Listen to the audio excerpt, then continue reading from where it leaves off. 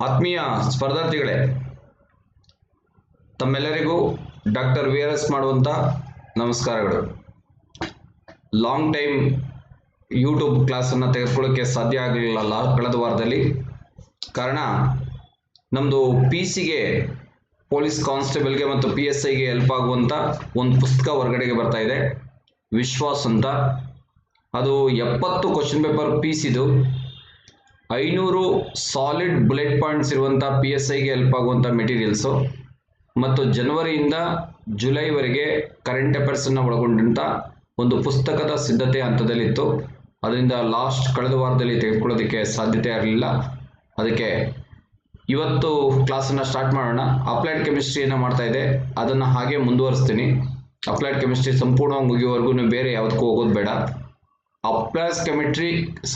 Applied chemistry ಮುಗಿದ ನಂತರ ಫಿಸಿಕ್ಸಲ್ಲಿ chapter wise ಹೋಗೋಣ. ಇಂಪಾರ್ಟೆಂಟ್ ಇರೋದಕ್ಕೆ ಚಾಪ್ಟರ್ ವೈಸ್ ಹೋಗೋಣ. ಓಕೆ, ಅಪ್ಲೈಡ್ ಕೆಮಿಸ್ಟ್ರಿಯಲ್ಲಿ ಇವತ್ತಿನ ಕ್ಲಾಸ್ನಲ್ಲಿ ಪ್ರೋಸೆಸ್ ಬಗ್ಗೆ ನೋಡೋಣ. ಪ್ರಕ್ರಿಯೆಗಳು ಅಂತ ಹೇಳ್ತೀವಿ ನಾವು. ಕೆಮಿಸ್ಟ್ರಿಯಲ್ಲಿ ಒಂದಷ್ಟು ಪ್ರಕ್ರಿಯೆಗಳನ್ನು ಬಳಸಿರ್ತೀವಿ. ಆ ಪ್ರಕ್ರಿಯೆಗಳ ಬಗ್ಗೆ ಡೆಫಿನೇಷನ್ ಕ್ವಶನ್ಸ್ ಕೇಳ್ತಾನೆ, ಇಲ್ಲ ಅಂತಂದರೆ ಅದರ ಬೇಸಿಸ್ ಮೇಲೆ ಬೇರೆ ಪ್ರಶ್ನೆಗಳು ಬರ್ತವೆ.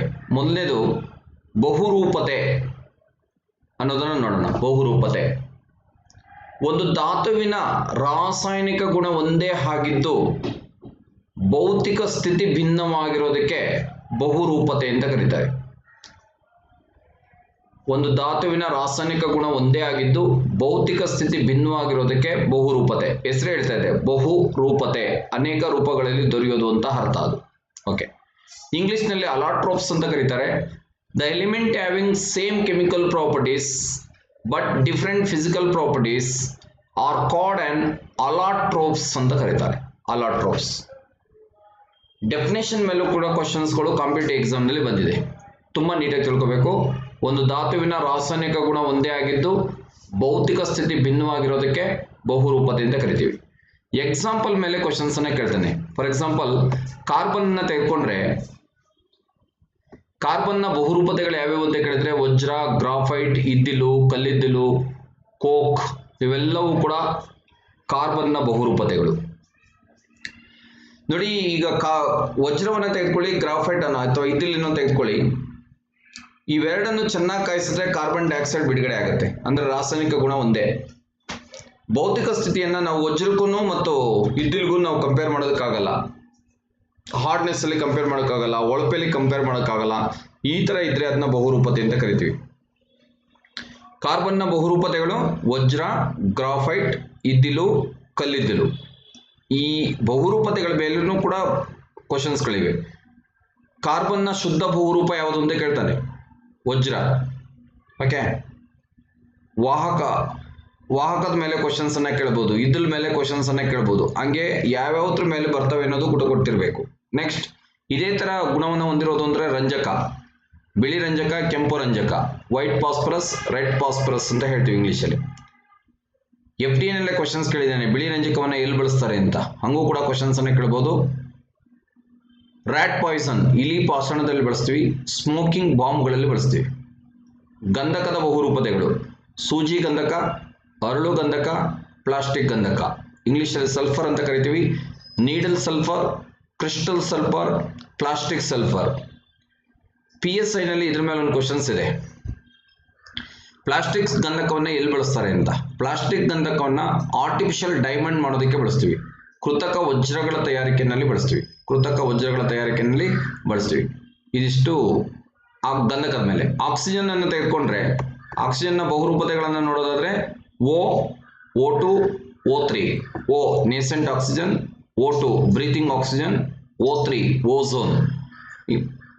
ಅಂದ್ರೆ ನಿಮ್ಗೆ ಬಹುರೂಪತೆ ಅಂದ್ರೆ ಏನು ಅಂತ ಗೊತ್ತಿರಬೇಕು. ಬಹುರೂಪತೆಯನ್ನು ಪ್ರದರ್ಶಿಸುವಂತ ಧಾತುಗಳು ಯಾವುವು ಅಂತ ಗೊತ್ತಿರಬೇಕು.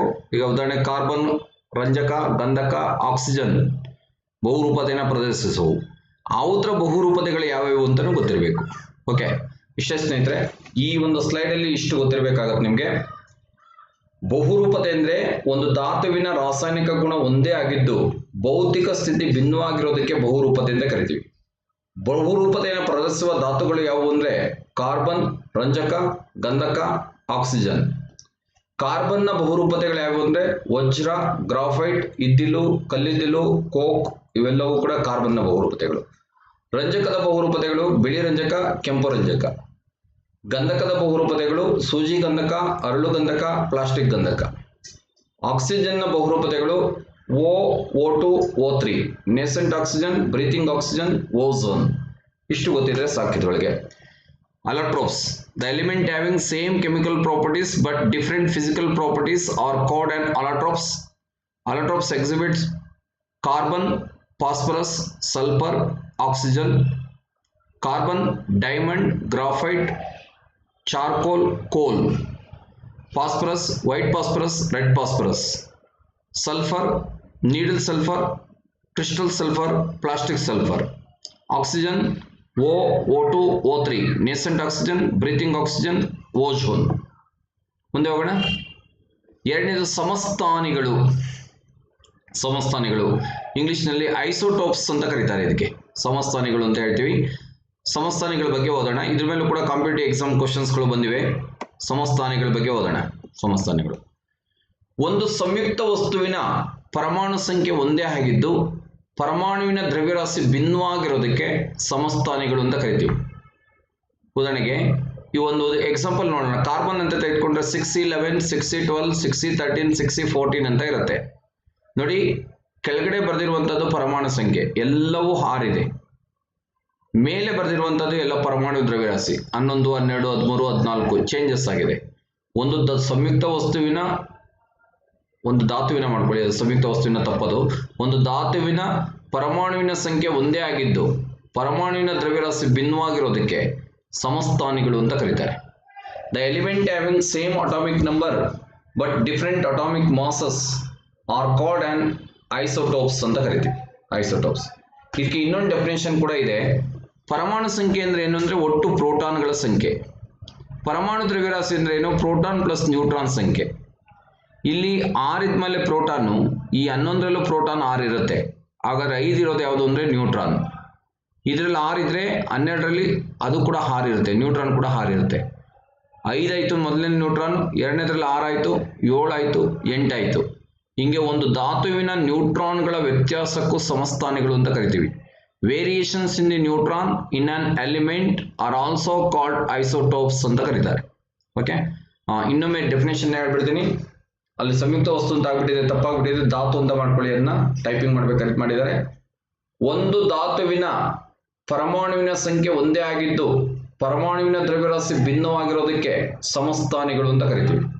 ಅಥವಾ ಇನ್ನೊಂದು ಡೆಫಿನೇಷನ್ ಹೇಳೋದಾದ್ರೆ ಒಂದು ಧಾತುವಿನ ನ್ಯೂಟ್ರಾನ್ಗಳ ವ್ಯತ್ಯಾಸಕ್ಕೆ ಸಮಸ್ಥಾನಿಗಳು ಅಂತ ಕರಿತೀವಿ. Okay, the element having same atomic number but different atomic masses are called on isotopes are the variations in the neutrons in an element are also called isotopes. ಇದರಲ್ಲೂ ಅಷ್ಟೇ ಎಕ್ಸಾಂಪಲ್ ಗೊತ್ತಾಗಬೇಕಾಗುತ್ತೆ. ಯಾವ್ಯಾವ ಐಸೋಟೋಪಿಕ್ ಫಾರ್ಮ್ಸ್ ಅನ್ನು ಎಕ್ಸಿಬಿಟ್ ಮಾಡ್ತವೆ ಅಂದ್ರೆ even carbon ಕೂಡ exhibit ಮಾಡುತ್ತೆ. Carbon ನ ಐಸೋಟೋಪಿಕ್ forms ಯಾವ್ಯಾವ ಅಂತ ನೋಡೋದಾದ್ರೆ 6C11, 6C12, 6C13, 6C13, 6C14.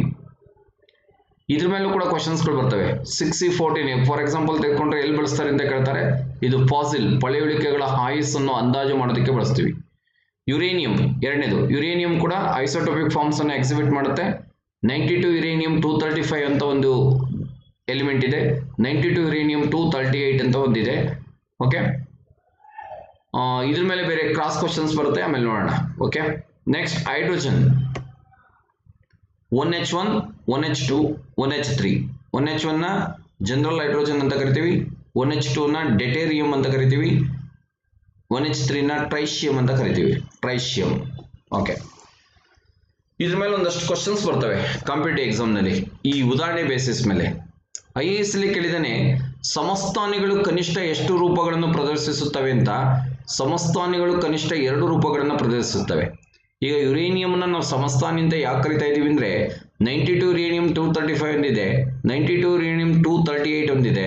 ಅವೆರಡೂ ಇರೋದ್ರಿಂದ ಕಂಪೇರ್ ಮಾಡೋದ್ರಿಂದ ನಾವು ಸಮಸ್ಥಾನಿ ಅಂತ ಕರಿತಾ ಇರೋದು, ಅದೊಂದು ಗೊತ್ತಿರಲಿ. ಹೈಡ್ರೋಜನ್ ಬಂದ್ರೆ 1H1 ಇದೆ, ಅಂದ್ರೆ ಪ್ರೋಟಾನ್ ಇದೆ. ಮಾಸಲ್ ಕೂಡ ಒಂದೇ ಇರೋದ್ರಿಂದ ಅಲ್ಲೂ ಕೂಡ ಪ್ರೋಟಾನ್ ಒಂದಿದೆ. ಹಾಗಾದ್ರೆ ನ್ಯೂಟ್ರಾನ್ ಇಲ್ಲ ಅಂತ ಅರ್ಥ. 118 ಮೂಲ ವಸ್ತುಗಳಿವೆ. ನ್ಯೂಟ್ರಾನ್ಗಳನ್ನು ಹೊಂದಿಲ್ಲದ ಏಕೈಕ ಧಾತು ಯಾವುದು ಅಂದ್ರೆ hydrogen. Hydrogen does not contain neutron. ಎರಡನೇದು ಡೆಟೂರಿಯಂ 1H2. ಇದರಲ್ಲಿ ಎಷ್ಟು ನ್ಯೂಟ್ರಾನ್ಗಳಿವೆ ಅಂತ ಕೇಳ್ತಾನೆ. 1H1 ಅಂದಮೇಲೆ 1 ಪ್ರೋಟಾನ್ ಇದೆ ಅಂದಮೇಲೆ ಇಲ್ಲೂ ಕೂಡ ಪ್ರೋಟಾನ್ ಒಂದಿರುತ್ತೆ. ಎರಡಾಗಬೇಕು ಅಂದ್ರೆ ಇನ್ನೊಂದು ನ್ಯೂಟ್ರಾನ್ ಇರುತ್ತೆ ಮಾಸ್ನಲ್ಲಿ, ರಾಶಿನಲ್ಲಿ. ಅಂದ್ರೆ ಡೆಟೂರಿಯಂನಲ್ಲಿ 1 ನ್ಯೂಟ್ರಾನ್ ಇರುತ್ತೆ. IAS ಅಲ್ಲಿ ಕೇಳಿದ್ದಾನೆ ಟ್ರೈಶಿಯಂನಲ್ಲಿ ಎಷ್ಟು ನ್ಯೂಟ್ರಾನ್ಗಳು ಇರುತ್ತವೆ ಅಂತ ಕೇಳ್ತಾನೆ. ಮೊದಲನೇ ಆಪ್ಷನ್ಸ್ 3 ಅಂತ ಕೊಟ್ಟಿರ್ತಾನೆ, ಟಿಕ್ ಮಾಡ್ತೀರಾ, ಮಾರ್ಕ್ಸ್ ಹೊಟ್ಟೋಗ್ಬಿಡುತ್ತೆ. 1H3 ಇದೆ, 1 ಅಂತಂದ್ರೆ 1 ಪ್ರೋಟಾನ್ ಇದೆ ಅಂತ. 1 + 3 ಆಗಬೇಕು ಅಂದ್ರೆ 2 ನೈಟ್ರೋಜನ್ 2 ನ್ಯೂಟ್ರಾನ್ಸ್ ಇರ್ತವೆ. ಟ್ರೈಶಿಯಂ ಕಂಟೈನ್ಸ್ 2 ನ್ಯೂಟ್ರಾನ್ಸ್. ಟ್ರೈಶಿಯಂನಲ್ಲಿ 2 ನ್ಯೂಟ್ರಾನ್ಗಳಿರುತ್ತವೆ. ಓಕೆ, ಒಂದು ಡೆಫಿನೇಷನ್ ಅರ್ಥ ಆಗಬೇಕು. ಎರಡನೇದು ಅದರ ಉದಾಹರಣೆಗಳ ಮೇಲೆ ಕೂಡ ಕ್ವಶನ್ಸ್ ಅನ್ನ ಕೇಳಿದ್ದಾನೆ. ಓಕೆ, ನೆಕ್ಸ್ಟ್ ಮುಂದಕ್ಕೆ ಹೋಗೋಣ. ರೇಡಿಯೋ ಸಮಸ್ಥಾನಿಗಳು ಅಂತ ಹೇಳ್ತೀವಿ. ರೇಡಿಯೋ ಸಮಸ್ಥಾನಿಗಳು ಅಂತಂದ್ರೆ ಉಪಯೋಗಕ್ಕೆ ಬರುವಂತವು ರೇಡಿಯಂ ಕಂಟೆಂಟ್ ಅನ್ನು ಹೊಂದಿರುವಂತಹ ಸಮಸ್ಥಾನಿಗಳು. ಇವು ಸಮಸ್ಥಾನಿಯ ಗುಣವನ್ನು ಹೊಂದಿರುವಂತಹ ಐಸೋಟೋಪ್ಸ್ಗಳು. ಇವನ್ನ ಎಲ್ಲೆಲ್ಲಿ ಬಳಸ್ತೀವಿ ಅನ್ನೋದ್ರ ಮೇಲೆ ಪ್ರಶ್ನೆಗಳನ್ನ ಕೇಳ್ತಾನೆ. ರೇಡಿಯೋ ಸಮಸ್ಥಾನಿಗಳನ್ನ ಬೈಜಿಕ ಪುಷ್ಟೀಕರಣ ವಿಧಾನದಿಂದ ತಯಾರು ಮಾಡ್ತಾರೆ. ಯಾವ ವಿಧಾನದಿಂದ ತಯಾರು ಮಾಡ್ತಾರೆ ಅನ್ನೋದು ಒಂದು ಕ್ವಶನ್ಸ್. ನ್ಯೂಕ್ಲಿಯರ್ ಇಂಪೋರ್ಸ್ಮೆಂಟ್ ಅಂತ ಕರಿತೀವಿ. ಬೈಜಿಕ ಪುಷ್ಟೀಕರಣ ವಿಧಾನದಿಂದ ತಯಾರು ಮಾಡ್ತೀವಿ. ಯಾವ್ಯಾವ ರೇಡಿಯೋ ಐಸೋಟೋಪ್ಸ್ ಅನ್ನ ಎಲ್ಲೆಲ್ಲಿ ಬಳಸ್ತೀವಿ ಅನ್ನೋದ್ರ ಮೇಲೆ ಕ್ವಶನ್ಸ್ ಕೇಳ್ತಾನೆ. ಈಗ ಒಂದೊಂದಾಗಿ ನೋಡ್ಕೊ ಬರೋಣ. ರೇಡಿಯೋ ಐಸೋಟೋಪ್ಸ್ ಅನ್ನ ಬರಿಬೇಕಾದ್ರೆ ಎರಡಕ್ಕೂ ನಡುವೆ ಒಂದು ಐಪನ್ನ ಬರಿಬೇಕು, ಜೋಡಿ ಪದಗಳಿವು. ರೇಡಿಯೋ ಸೋಡಿಯಂ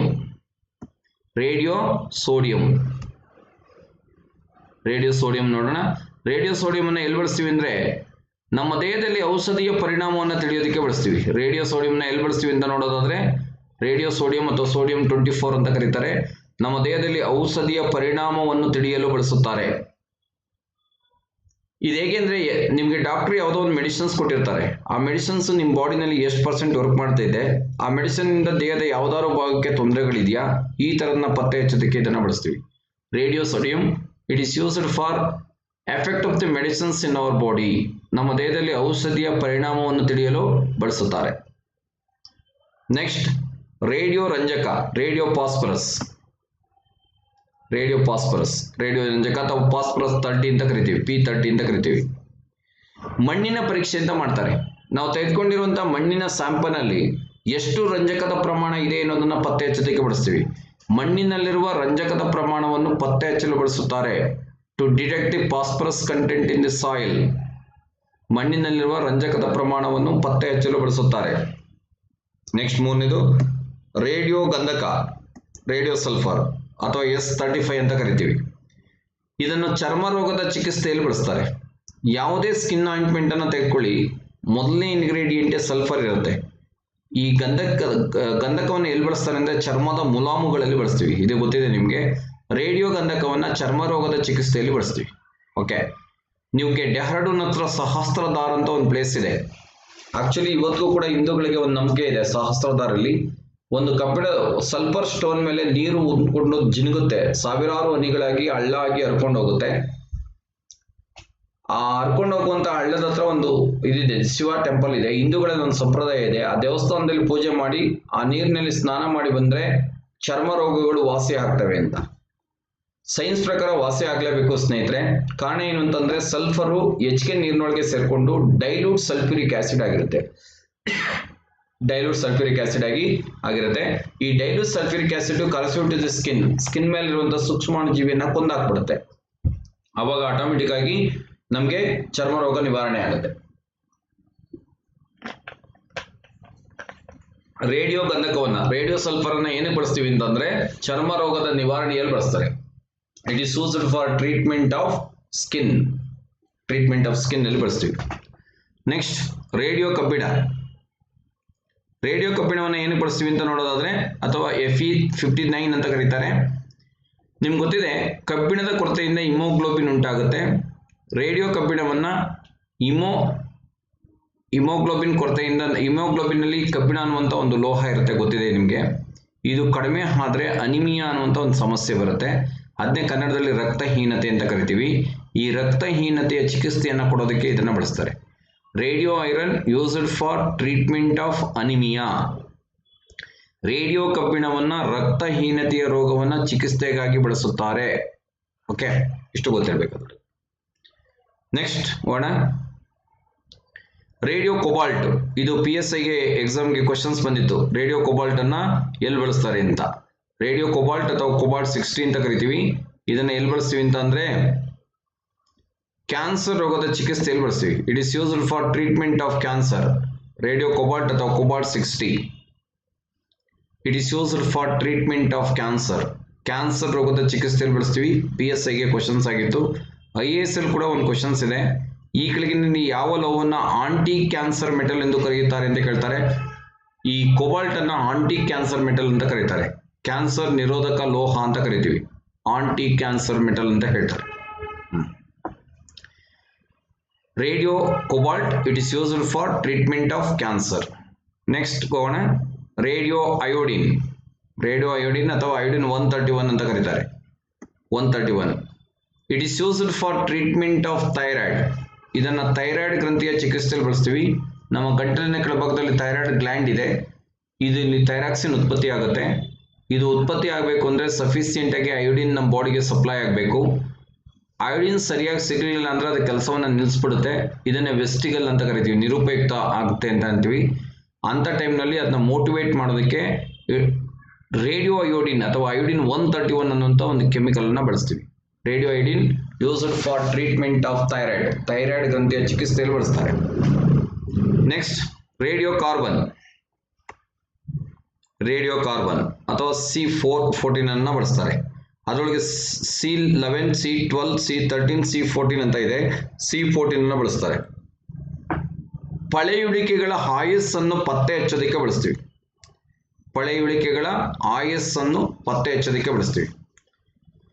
ಪಳೆಯುಳಿಕೆಗಳು ಅಂದ್ರೆ ಹಲವಾರು ವರ್ಷಗಳಿಂದ ಭೂಮಿನಲ್ಲಿ ಉದ್ಗೋಗ್ಬಿಟ್ಟು ರೂಪುಗೊಂಡಿರೋದಕ್ಕೆ ಪಳೆಯುಳಿಕೆಗಳು ಅಂತ ಹೇಳ್ತೀವಿ. ಅದು ಎಷ್ಟು ವರ್ಷಗಳಾಗಿದೆ ಅನ್ನೋದನ್ನ ಕಂಡುಹಿಡಿಯೋದಕ್ಕೆ ರೇಡಿಯೋ ಕಾರ್ಬನ್ ನ ಬಳಸ್ತೀವಿ. ರೇಡಿಯೋ ಕಾರ್ಬನ್ ವಸ್ತುವನ್ನ ಡಿಗ್ ಮಾಡ್ಬೇಕಾದ್ರೆ, ಭೂಮಿಯನ್ನ ಡಿಗ್ ಮಾಡ್ಬೇಕಾದ್ರೆ ಯಾವುದೋ ಒಂದು ವಸ್ತು ಸಿಗುತ್ತೆ. ಅದನ್ನ ರೇಡಿಯೋ ಕಾರ್ಬನ್ ಡಿಪ್ ಮಾಡ್ತೀವಿ. ಯಾವುದೋ ಒಂದು ಕಲರ್ಗೆ ಬರುತ್ತೆ. ಅದು ಆ ಕಲರು ಮತ್ತೆ standard time line PH paper ಇರುತ್ತೆ. ಯಾವ ಕಲರ್ಗೆ ಮ್ಯಾಚ್ ಆಗುತ್ತೆ ಪೇಪರ್ಗೆ ಅದನ್ನ ನೋಡ್ಕೊಂಡು ಟಚ್ ಮಾಡ್ತೀವಿ. ಅದ್ರ ಮೇಲೆ ಬರೆದಿರ್ತಾರೆ ಆ ಕಲರ್ ಬರೋದಕ್ಕೆ ಇಷ್ಟು ವರ್ಷಗಳಾಗಬೇಕು ಅಂತ ಗೊತ್ತಾಗುತ್ತೆ. ಆಮೇಲೆ ಹಿಸ್ಟ್ರಿ ಟೈಮ್ ಲೈನ್ ಅಂತ ಎತ್ಕೊಂಡ್ರೆ ಅದು ಚೋಳರ ಕಾಲದ್ದು, ಹೊಯ್ಸಳರ ಕಾಲದ್ದು ಅನ್ನೋದು ಗೊತ್ತಾಗುತ್ತೆ. ಆ ರೀತಿಯಲ್ಲಿ ಪ್ರಿಡಿಕ್ಟ್ ಮಾಡ್ಬೋದು. ಪಳೆಯುಳಿಕೆಗಳ ಆಯಸ್ಸನ್ನು ಅಂದಾಜು ಮಾಡಲು ಬಳಸುತ್ತಾರೆ. To detect approximate age of the fossils. ಪಳೆಯುಳಿಕೆಗಳ ಏಜ್ ಅನ್ನ ಪತ್ತೆ ಹಚ್ಚೋದಕ್ಕೆ ಬಳಸ್ತೀವಿ. ಇದು ಎಷ್ಟು ಸಲ ಬಂದಿರಬಹುದು ಅಂತ ನೀವು PC ಇಂದ ಹಿಡಿದು IAS ವರೆಗೆ ನೀವು ಟ್ರೇಸ್ ಔಟ್ ಮಾಡ್ಬಿಟ್ರೆ ಕಡಿಮೆ ಅಂದ್ರೆ 100 ಬಾರಿ ಈ ಕ್ವಶನ್ಸ್ ಬಂದಿರುತ್ತೆ. ಓಕೆ ಸ್ನೇಹಿತರೆ, ಈಗ ಹೇಳ್ತಾ ಇರೋವೆಲ್ಲವೂ ಕೂಡ ಮುಂದಿನ ಪರೀಕ್ಷೆಗಳಿಗೆ ಮುಂದೆ ಬರುವಂತ PSI ಆಗಿರ್ಬೋದು, PSI, PC, PDO, STA ಮತ್ತು TET ಕೂಡ ಹೆಲ್ಪ್ ಆಗುವಂತ ಪ್ರಶ್ನೆಗಳಿವು. ಅದರಿಂದ ನೀವು ಎಲ್ಲೋ ಒಂದ್ ಕಡೆ ಕೇಳಿಸ್ಕೊಂಡ್ರೆ ಹೆಲ್ಪ್ ಆಗುತ್ತೆ ಅದು. ಓಕೆ, ಒಟ್ಟಾರೆ ಕಾಂಪಿಟೇಟಿವ್ ಎಕ್ಸಾಮ್ಗೆ ಯೂಸ್ ಆಗೋ ರೀತಿನಲ್ಲಿ ಇರ್ತವೆ ಇವು. Radio uranium. ರೇಡಿಯೋ ಯುರೇನಿಯಂ ಇದನ್ನ ಏನು ಬಳಸ್ತೀವಿ ಅಂತ ಅಂದ್ರೆ ಬೈಜಿಕ ಸ್ಥಾವರದಲ್ಲಿ ವಿದ್ಯುತ್ ಅನ್ನು ಉತ್ಪತ್ತಿ ಮಾಡೋದಕ್ಕೆ ಬಳಸ್ತೀವಿ. ಅಣುಶಕ್ತಿಯನ್ನು ಮಾಡೋದಕ್ಕೆ ಇದನ್ನ ಬಳಸ್ತೀವಿ. ಅಣುಶಕ್ತಿಯಲ್ಲಿ ಬಳಸ್ತೀವಿ.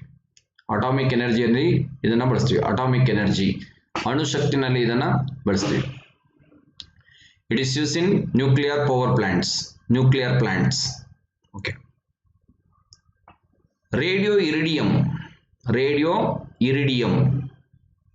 ರೇಡಿಯೋ ಇರಿಡಿಯಂ ಅನ್ನ ಎಲ್ಲಿ ಬಳಸ್ತೀವಿ ಅಂತ ನೋಡೋದಾದ್ರೆ radio iridium it is used for detect error in the automobiles. ಯಂತ್ರಗಳ ದೋಷಗಳನ್ನ ಪತ್ತೆ ಹಚ್ಚೋದಕ್ಕೆ ಬಳಸ್ತಾರೆ. ಈಗ ಉದಾಹರಣೆಗೆ ಒಂದು ಇಂಜಿನ್ ನಲ್ಲಿ ಒಂದು ಬ್ಯಾಡ್ ಸೌಂಡ್ ಬರ್ತಾ ಇದೆ. ಆ ಸೌಂಡ್ ಎಲ್ಲಿ ಬರ್ತಾ ಇದೆ ಅಂತ ಪತ್ತೆ ಹಚ್ಚೋದಕ್ಕೆ, ಅದನ್ನ ಹೇಗೆ ಶೂಟ್ ಔಟ್ ಮಾಡಬೇಕು ಅನ್ನೋದನ್ನ ತಿಳ್ಕೊಳ್ಳೋದಕ್ಕೆ ರೇಡಿಯೋ ಇರಿಡಿಯಂ ಅನ್ನ ಬಳಸ್ತಾರೆ.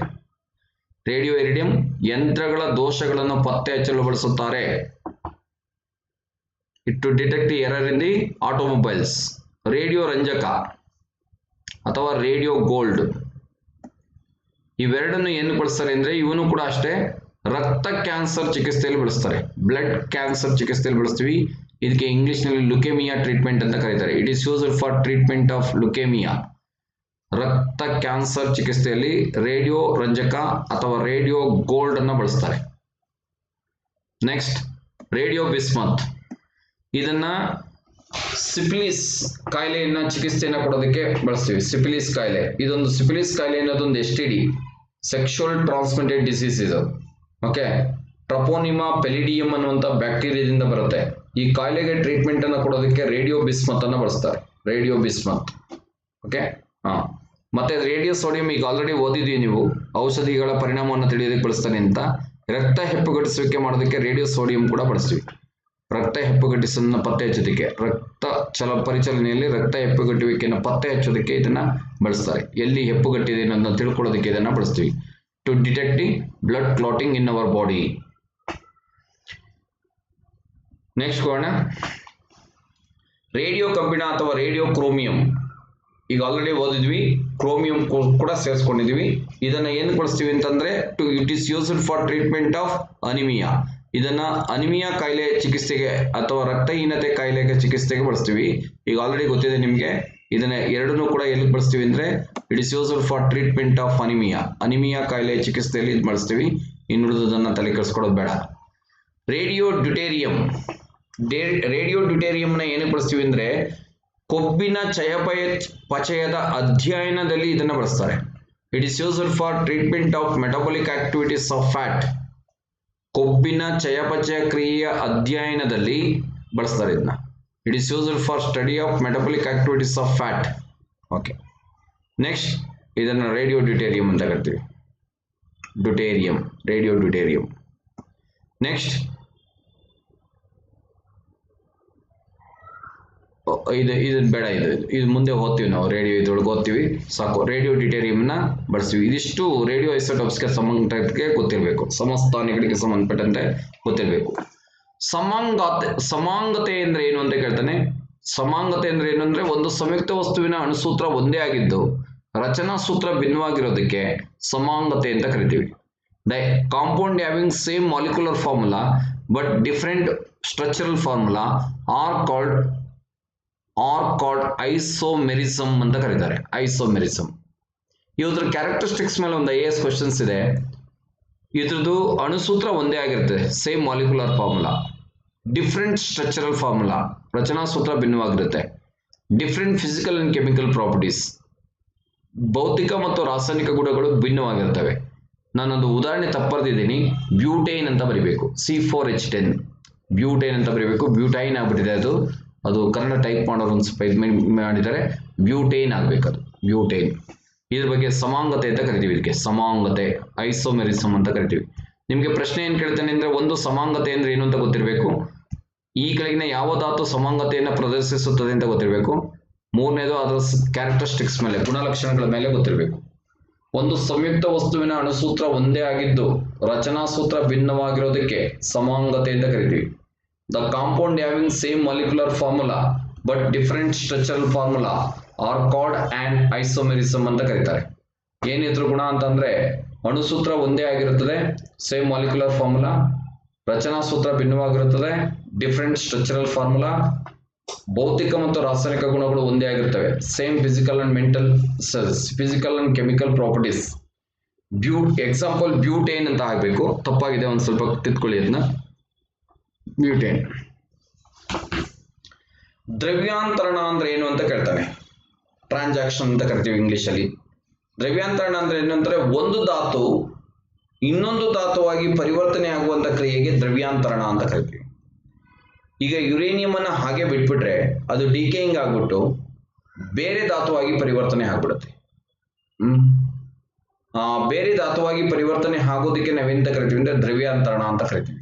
ಒಂದು ಧಾತು ಇನ್ನೊಂದು ಧಾತುವಾಗಿ ಪರಿವರ್ತನೆ ಆಗೋದಕ್ಕೆ ದ್ರವ್ಯಾಂತರಣ ಅಂತ ಕರೀತಾರೆ. Transaction, the one element converted into another element are called transaction ಅಂತ ಕರೀತಾರೆ. ಇದಕ್ಕೆ ಟ್ರಾನ್ಸಾಕ್ಷನ್, ದ್ರವ್ಯಾಂತರಣ ಅಂತ ಕರಿತೀವಿ. ದ್ರವ್ಯಾಂತರಣ. ಓಕೆ, ದ್ರವ್ಯಾಂತರಣ. ಇನ್ನೊಮ್ಮೆ ಹೇಳ್ಬಿಡ್ತೀನಿ. ಒಂದು ಧಾತುವು ಇನ್ನೊಂದು ಧಾತುವಾಗಿ ಪರಿವರ್ತಿಸುವುದಕ್ಕೆ ದ್ರವ್ಯಾಂತರಣ ಅಂತ ಕರಿತೀವಿ. ಓಕೆ, ಇದು ಯುರೇನಿಯಂ ಏನಾಗುತ್ತೆ, ಕ್ರಿಪ್ಟಾನ್ ಮತ್ತು ಬೆರಿಲಿಯಂ ಆಗಿ ಪರಿವರ್ತನೆ ಆಗುತ್ತೆ. ಈ ತರ ಆಗೋದಕ್ಕೆ ನಾವೇನಂತ ಕರಿತೀವಿ ಅಂತ ದ್ರವ್ಯಾಂತರಣ ಅಂತ ಹೇಳ್ತೀವಿ. ಕೆಟನೀಕರಣ, ಕ್ರಿಟಿನೈಸೇಷನ್ ಅಂತ ಕರೀತಾರೆ ಇಂಗ್ಲಿಷ್ ಅಲ್ಲಿ. ಕೆಟನೀಕರಣ ಅಂದ್ರೆ ಏನು ಅಂತಂದ್ರೆ ಕಾರ್ಬನ್ ಪರಮಾಣುಗಳು ಸೇರಿ ಸರಣಿ ರೂಪದಲ್ಲಿ ಜೋಡಣೆ ಆಗುವಂತ ಒಂದು ವಿದ್ಯಮಾನಕ್ಕೆ ಕೆಟನೀಕರಣ ಅಂತ ಕರಿತೀವಿ. Carbon atoms links to form a series the phenomenon called catenation ಅಂತ ಕರಿತೀವಿ. ಭೂಮಿ ಮೇಲೆ ಸಂಯುಕ್ತ ವಸ್ತುಗಳು ಜಾಸ್ತಿ ಆಗೋದಕ್ಕೆ ಕಾರಣ ಏನಂದ್ರೆ ಒಂದು ಈ ಕಾರ್ಬನ್ ಇದೆಯಲ್ಲ, ಕಾರ್ಬನ್ ಒಂದು ಇದಾಗೋಯ್ತಲ್ಲ ಎಲ್ಲರೂ ಇದು ಕೆಟನೀಕರಣ ಅಂದ್ರೆ ಏನು ಅಂತಂದ್ರೆ ಕಾರ್ಬನ್ ಪರಮಾಣುಗಳೊಂದಿಗೆ ಬಂಧಗಳನ್ನ ಉಂಟು ಮಾಡಿಕೊಂಡು ಸರಣಿ ರೂಪದಲ್ಲಿ ಜೋಡಣೆ ಆಗುವಂತ ಒಂದು ವಿದ್ಯಮಾನಕ್ಕೆ ಕೆಟನೀಕರಣ ಅಂತ ಕರೀತಾರೆ. ಹೀಗೆ ತಿಳ್ಕೊಳ್ಳಿ ಅದನ್ನ. ಕಾರ್ಬನ್ ಪರಮಾಣುಗಳು ಸೇರಿ ಸರಣಿ ರೂಪದಲ್ಲಿ ಜೋಡಣೆಯಾಗುವಂತ ಒಂದು ವಿದ್ಯಮಾನಕ್ಕೆ ಕೆಟನೀಕರಣ ಅಂತ ಕರೀತಾರೆ. Carbon atoms to links to form a series, the phenomenon called catenation ಅಂತ ಹೇಳ್ತೀವಿ. ಇದರೊಳಗೆ ನೇರ ಸರಪಳಿ ಕಾರ್ಬನ್ ಸೇರ್ಕೊಂಡು ಒಂದೊಂದು ಸಿಂಗಲ್ ಬಾಂಡಲ್ಲಿ ಹೋಗುತ್ತೆ. ಕಾವಲು ಸರಪಣಿ ಬ್ರಾಂಚ್ ಆಗುತ್ತೆ, ಬ್ರಾಂಚೆಡ್ ಚೈನ್ ಅಂತ ಕರೀತಾರೆ. ಇದು ಅಥವಾ ಉಂಗುರಾಕಾರದಲ್ಲಿ ಇರುತ್ತೆ. ಮುಚ್ಚಿದ ಸರಪಳಿ ಅಥವಾ ಕ್ಲೋಸ್ಡ್ ಚೈನ್ ಅಂತ ಕರೀತಾರೆ ಇಂಗ್ಲಿಷಲ್ಲಿ. ಕ್ರಿಯಾ ಗುಂಪುಗಳು ಅಣುಗಳ ವಿಶಿಷ್ಟ ಗುಣಗಳಿಗೆ ಕಾರಣವಾದಂತ ಪರಮಾಣುವಿನ ಗುಂಪಿಗೆ ಕ್ರಿಯಾ ಗುಂಪು ಅಂತ ಕರಿತೀವಿ. ಕ್ರಿಯಾ ಗುಂಪು ಅಂದ್ರೆ ಏನು ಅಂದ್ರೆ ಆ ಒಂದು ಸಂಯುಕ್ತ ವಸ್ತುವನ್ನು ನೋಡಿದಾಗ್ಲೇ ಅದು ಯಾವ ಗುಂಪಿಗೆ ಸೇರುತ್ತೋ ಅನ್ನೋದು ಗೊತ್ತಾಗ್ಬಿಡುತ್ತೆ. ಆ ವಿಶಿಷ್ಟತೆಯನ್ನು ತೋರಿಸೋದಕ್ಕೇನೆ ನಾವು ಕ್ರಿಯಾ ಗುಂಪು ಅಂತ ಕರಿತೀವಿ. ಫಾರ್ ಎಕ್ಸಾಂಪಲ್, ಈಗ ಆಲ್ಕೋಹಾಲ್ ಅಂತ ಹೇಳ್ಬೇಕು ಅಂತಂದ್ರೆ OH ಗ್ರೂಪ್ ಇರುತ್ತೆ. ಆಸಿಡ್ ಅಂತ ಹೇಳ್ಬೇಕು ಅಂದ್ರೆ COH ಗ್ರೂಪ್ ಇರುತ್ತೆ. ಆಲ್ಡಿಹೈಡ್ ಅನ್ಬೇಕಾದ್ರೆ CHO ಇರುತ್ತೆ. ಕೀಟೋನ್ಸ್ ಅನ್ಬೇಕಾದ್ರೆ CO ಇರುತ್ತೆ. ಈ ಹೆಸರುಗಳು ಇವು ಏನ್ ನಾನು ಹೇಳಿದ್ನಲ್ಲ ಏನ್ ಸೂಚಿಸ್ತವೆ ಅಂದ್ರೆ ಅದು ಯಾವ ಗ್ರೂಪ್ ಅನ್ನೋದನ್ನ ಸೂಚಿಸುತ್ತೆ. ಅದಕ್ಕೆ ಕ್ರಿಯಾ ಗುಂಪು ಅಂತ ಕರೀತಾರೆ ಕನ್ನಡದಲ್ಲಿ. ಇಂಗ್ಲಿಷ್ ಅಲ್ಲಿ ಫಂಕ್ಷನಲ್ ಗ್ರೂಪ್ ಅಂತ ಕರಿತೀವಿ. ಫಂಕ್ಷನಲ್ ಗ್ರೂಪ್ ಅಣುಗಳ ವಿಶಿಷ್ಟ ಗುಣಗಳಿಗೆ ಕಾರಣವಾದಂತ ನಿರ್ದಿಷ್ಟ ಪರಮಾಣುವಿಗೆ ಕ್ರಿಯಾ ಗುಂಪು ಅಥವಾ ಫಂಕ್ಷನಲ್ ಗ್ರೂಪ್ ಅಂತ ಕರಿತೀವಿ. ಓಕೆ, ಫಂಕ್ಷನಲ್ ಗ್ರೂಪ್ ಒಂದು ಎಷ್ಟು ಗೊತ್ತಿರಲಿ ನಿಮಗೆ. Alcohol OH, aldehydes CHO, acids COH, amino groups NH2. PSI ಒಂದು ಕ್ವಶನ್ಸ್ ಆಗಿದೆ. ಅಮೈನೋ ಗ್ರೂಪ್ ಅನ್ನ ಇಂಡಿಕೇಟ್ ಮಾಡೋದು ಯಾವುದು ಅಂತಾನೆ ಕೇಳಿದ್ದೇನೆ. NH2 ಅಂತ ಬರೀತೀವಲ್ಲ ಅದು NH2. ಅಮೈನೋ ಆಸಿಡ್ಸ್ ಆದ್ರೆ NH2COH. ಓಕೆ, ಈ ರೀತಿ ಅದು ಯಾವ ಗುಂಪು ಅಂತ ತೋರಿಸುವಂತ ಒಂದು ವಿಶಿಷ್ಟ ಗುಣವನ್ನು ಪ್ರದರ್ಶಿಸೋದಕ್ಕೆ ಕ್ರಿಯಾ ಗುಂಪು ಅಥವಾ ಫಂಕ್ಷನಲ್ ಗ್ರೂಪ್ ಅಂತ ಕರೀತಾರೆ ಇಂಗ್ಲಿಷ್. ಹೈಡ್ರೋಜನೀಕರಣ ನಿಮ್ಗೆ ಗೊತ್ತಿದೆ. ಎಣ್ಣೆ ಮತ್ತು ಕೊಬ್ಬುಗಳನ್ನ ದೀರ್ಘಕಾಲ ಗಾಳಿಗೆ ತೆರೆದಿಟ್ಟಾಗ ಅವು ರಾಸಾಯನಿಕ ಕ್ರಿಯೆಯಲ್ಲಿ ಪಾಲ್ಗೊಂಡು ಅವುಗಳ ಗುಣಗಳನ್ನ ಕಳ್ಕೊಂಡಿರ್ತವೆ. ಬಣ್ಣ, ವಾಸನೆ, ರುಚಿಯನ್ನ ಕಳ್ಕೊಂಡ್ಬಿಡ್ತವೆ. ಈ ಕಳ್ಕೊಳ್ಳೋದಕ್ಕೆ ನಾವೇನಂತ ಕರಿತೀವಿ ಅಂತಂದ್ರೆ ರ್ಯಾನ್ಸಿಡಿಟಿ ಅಂತ ಕರಿತೀವಿ ಇಂಗ್ಲಿಷಲ್ಲಿ. ಕನ್ನಡದೊಳಗೆ ಕಮಟುವಿಕೆ ಅಂತ ಕರಿತೀವಿ. ಈ ಕಮಟುವಿಕೆಯನ್ನು ತಪ್ಪಿಸೋದಕ್ಕೆ ಒಂದಷ್ಟು ವಿಧಾನಗಳಿವೆ. ಒಂದು ನಿಕ್ಕಲ್ ಪ್ಯೂರಿಫಿಕೇಶನ್ ಮಾಡೋದು. ಎರಡನೇದು ಹೈಡ್ರೋಜನೇಷನ್ ಮಾಡೋದು, ಹೈಡ್ರೋಜನೀಕರಣವನ್ನು ಮಾಡೋದು. ಮೂರನೇದು ಪ್ರಾಪರ್ ಪ್ಯಾಕಿಂಗ್ ಅನ್ನ ಮಾಡೋದ್ರ ಮೂಲಕ. ಓಕೆ, ಹೈಡ್ರೋಜನ್ ಅನಿಲವನ್ನು ಹಾಯಿಸುವುದರ ಮೂಲಕ ಎಣ್ಣೆಗಳನ್ನು ಪರ್ಯಾಪ್ತ ಕೊಬ್ಬುಗಳನ್ನಾಗಿ ಮಾಡುವ ಕ್ರಿಯೆಗೆ ಹೈಡ್ರೋಜನೀಕರಣ ಅಂತ ಕರೀತಾರೆ. ಓಕೆ, ಸ್ಯಾಚುರೇಟೆಡ್ ಹೈಡ್ರೋಕಾರ್ಬನ್ಸ್ಗಳ ಸ್ಯಾಚುರೇಟೆಡ್ ಫ್ಯಾಟ್ಸ್ಗಳಾಗಿ ಮಾಡೋದಕ್ಕೆ ಏನ್ ಮಾಡ್ತೀವಿ ಅಂತಂದ್ರೆ ಫ್ಯಾಟ್ ಮೂಲಕ ಹೈಡ್ರೋಜನ್ ಅನಿಲವನ್ನು ಹಾಯಿಸ್ತೀವಿ. ಅದು ಗಟ್ಟಿ ರೂಪಕ್ಕೆ ಬಂದ್ಬಿಡುತ್ತೆ. ಗಟ್ಟಿ ರೂಪಕ್ಕೆ ಬರೋದಕ್ಕೆ ಹೈಡ್ರೋಜನೀಕರಣ ಅಂತ ಕರಿತೀವಿ. ಅಂದ್ರೆ ಹೈಡ್ರೋಜನ್ ಅನಿಲವನ್ನು ಹಾಯಿಸೋದ್ರ ಮೂಲಕ ದ್ರವ ಎಣ್ಣೆ ರೂಪದಲ್ಲಿರುವಂತಹ ಕೊಬ್ಬುಗಳನ್ನ ಘನ ಸ್ಥಿತಿಯಲ್ಲಾಗಿರುವಂತಹ ಕೊಬ್ಬುಗಳನ್ನಾಗಿ ಪರಿವರ್ತಿಸೋದಕ್ಕೆ ಹೈಡ್ರೋಜನೀಕರಣ ಅಂತ ಕರೀತಾರೆ. ಈ ಉದಾಹರಣೆಗೆ ನೀವು ವನಸ್ಪತಿ ಡಾಲ್ಡಾ ಕೇಳಿದಿರಲ್ಲ, ಕನ್ನಡದಲ್ಲಿ ಡಾಲ್ಡಾ ಅಂತ ಹೇಳ್ತೀವಿ, ವನಸ್ಪತಿ ಅಂತ ಹೇಳ್ತೀವಿ. ಹೈಡ್ರೋಜನೇಷನ್ ಆಗಿರುವಂತದ್ದು. ನಿಮ್ಗೆ IAS ಒಂದು ಕ್ವಶನ್ಸ್ ಕೇಳಿದ್ದೇನೆ, ಹೈಡ್ರೋಜನೀಕರಣದಲ್ಲಿ ಬಳಸುವ ಧಾತು ಯಾವುದು ಅಂತ. ಹೈಡ್ರೋಜನೀಕರಣದಲ್ಲಿ ಹೈಡ್ರೋಜನ್ ಅನಿಲವನ್ನು ಹಾಯಿಸೋದ್ರ ಮೂಲಕ ಮಾಡ್ತಾರೆ, ಹೈಡ್ರೋಜನ್ ಅನ್ನ ಬಳಸ್ತಾರೆ. ಓಕೆ, ಹೈಡ್ರೋಜನೇಷನ್. ಸಾಬೂನೀಕರಣ ಇದನ್ನ ಮಾಡ್ಬಿಟ್ಟು ಒಂದು ಸ್ವಲ್ಪ ನಿಲ್ಸೋಣ. ಕಾರಣ ಒಂದೇ ಸಲ ಕಂಟಿನ್ಯೂಸ್ ಆಗಿ ಓದಿದ್ರೆ ನಿಮ್ಗೆ ಇಂಟ್ರಪ್ಟ್ ಆಗುತ್ತೆ. ಇನ್ನೊಂದು ವಿಡಿಯೋನಲ್ಲಿ ಸಂಪೂರ್ಣವಾಗಿ ಮಾಹಿತಿಯನ್ನು ತೆಗೆದುಕೊಳ್ಳೋಣ. ಸಾಬೂನೀಕರಣ ಅಂದ್ರೆ ಏನು ಅಂತ ಕೇಳ್ತಾನೆ. ಸಪೋನಿಫಿಕೇಶನ್ ಅಂತಾನೂ ಕರೀತಾರೆ ಇಂಗ್ಲಿಷ್ ಅಲ್ಲಿ. ಸಾಬೂನನ್ನು ತಯಾರು ಮಾಡಬೇಕಾದ್ರೆ ಸಸ್ಯ ಅಥವಾ ಪ್ರಾಣಿಜನ್ಯ ಕೊಬ್ಬನ್ನು ಸೋಡಿಯಂ ಅಥವಾ ಪೊಟ್ಯಾಷಿಯಂ ಲವಣಗಳ ಜೊತೆ ಚೆನ್ನಾಗಿ ಕಾಯಿಸಿದಾಗ ಸಾಬೂನು ಉತ್ಪತ್ತಿಯಾಗುವಂತ ಕ್ರಿಯೆಗೆ ಸಾಬೂನೀಕರಣ ಅಥವಾ ಸಪೋನಿಫಿಕೇಶನ್ ಅಂತ ಕರಿತೀವಿ. ಓಕೆ, ಈ ಕ್ರಿಯೆಗೆ ನಾವೇನಂತ ಕರಿತೀವಿ ಅಂದ್ರೆ ಸಾಬೂನೀಕರಣ ಅಂತ ಕನ್ನಡದಲ್ಲಿ ಹೇಳ್ತೀವಿ, ಇಂಗ್ಲಿಷಲ್ಲಿ ಸಪೋನಿಫಿಕೇಶನ್ ಅಂತ ಕರಿತೀವಿ. The plant R animal fat reacts with sodium hydroxide or potassium hydroxide to produce soap with glycerol. The process called saponification ಅಂತ ಕರೀತಾರೆ. ಸಪೋನಿಫಿಕೇಶನ್ ಇದ್ರ ಮೇಲೆ ಒಂದಷ್ಟು ಕ್ವಶನ್ಸ್ಗಳು ಬರ್ತವೆ, ಓದೋಣ.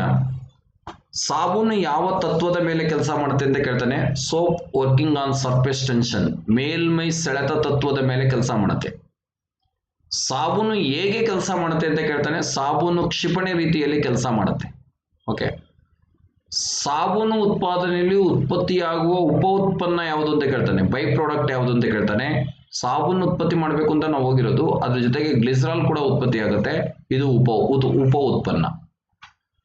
ಬಾತಿಂಗ್ ಸೋಪ್, ಸ್ನಾನದ ಸಾಬೂನಿನಲ್ಲಿರುವಂತಹ ಲೋಹ ಯಾವುದು ಅಂತ ಕೇಳಿದ್ರೆ ಪೊಟ್ಯಾಷಿಯಂ. ವಾಷಿಂಗ್ ಸೋಪ್ ಅಂದ್ರೆ ಬಟ್ಟೆ ಸೋಪ್ ಅಂತ ಹೇಳ್ತಿರಲ್ಲ, ವಾಷಿಂಗ್ ಸೋಪ್ ನಲ್ಲಿರುವಂತಹ ಲವಣ ಯಾವುದು ಅಂತ ಕೇಳಿದ್ರೆ ಸೋಡಿಯಂ. ಇಷ್ಟು ಗೊತ್ತಿರಬೇಕು. ಹೈಡ್ರೋಫೋಬಿಕ್ ಅಥವಾ ಹೈಡ್ರೋಫಿಬಿಕ್, ಅದು ಅದರಲ್ಲಿ ಒಂದು ಕ್ವಶನ್ಸ್ ಅನ್ನ ಕೇಳ್ತಾನೆ. ತಲೆ ಏನಾಗಿ ಮಾರ್ಪಾಡಾಗುತ್ತೆ, ಬಾಲ ಏನಾಗಿ ಇದಾಗುತ್ತೆ ಅಂತ. ಹೈಡ್ರೋಫೋಬಿಕ್ ಮತ್ತು ಹೈಡ್ರೋಫಿಬಿಕ್, ನೀರಿನ ಕಡೆಗೆ ಹೋಗೋದು ಹೈಡ್ರೋಫಿಬಿಕ್, ನೀರಿನಿಂದ ಹೊರಗಡೆಗೆ ಹೋಗೋದು ಹೈಡ್ರೋಫೋಬಿಕ್. ಅದ್ರ ಮೇಲೆ ಒಂದು ಕ್ವಶನ್ಸ್ ಆಗುತ್ತೆ ನಿಮಗೆ. ಸಾಬೂನೀಕರಣ ಅಂದ್ರೆ ಏನು ಅಂತಂದ್ರೆ ಅರ್ಥ ಆದ್ರೆ ಸಾಕು ನಿನ್ಗಿಲ್ಲಿ. ಸಸ್ಯ ಅಥವಾ ಪ್ರಾಣಿಜನ್ಯ ಕೊಬ್ಬನ್ನು ಕೊಬ್ಬಿನ ಆಮ್ಲಗಳ ಮೂಲಕ ಚೆನ್ನಾಗಿ ಕಾಯಿಸಿದಾಗ ಸಾಬೂನು ಉತ್ಪತ್ತಿಯಾಗುವಂತ ಕ್ರಿಯೆಗೆ ಸಾಬೂನೀಕರಣ ಅಂತ ಕರಿತೀವಿ. ಸಾಬೂನೀಕರಣ. ಓಕೆ, ಇಂಗ್ಲಿಷ್ ಅಲ್ಲಿ ಸಪೋನಿಫಿಕೇಶನ್ ಅಂತ ಕರೀತಾರೆ. ಸಪೋನಿಫಿಕೇಶನ್, ಸಾಬೂನೀಕರಣ ಅಂತ ಕರಿತೀವಿ. ಓಕೆ ಸ್ನೇಹಿತರೆ, ಇಲ್ಲಿವರೆಗೆ ನೀವು ವಿಡಿಯೋನ ಕೇಳಿದ್ರೆ ಇದನ್ನ ಇನ್ನೂ ಕಂಟಿನ್ಯೂ ಮಾಡ್ತೀವಿ. ಇದರಲ್ಲಿ ಇನ್ನೂ ಒಂದಷ್ಟು ಪ್ರಶ್ನೆಗಳು ಬರುವಂತ ಸಾಧ್ಯತೆಗಳಿವೆ, ಅವನ್ನ ನೋಡೋಣ. ಒಂದು ಎರಡನೇದೇನು ಅಂತಂದ್ರೆ, ಬುಕ್ಕು ಕೊನೆಯ ಹಂತದಲ್ಲಿ ಇರೋದ್ರಿಂದ ಒಂದು ಸ್ವಲ್ಪ ಟೈಮ್ ತೆಗೆದುಕೊಳ್ತು.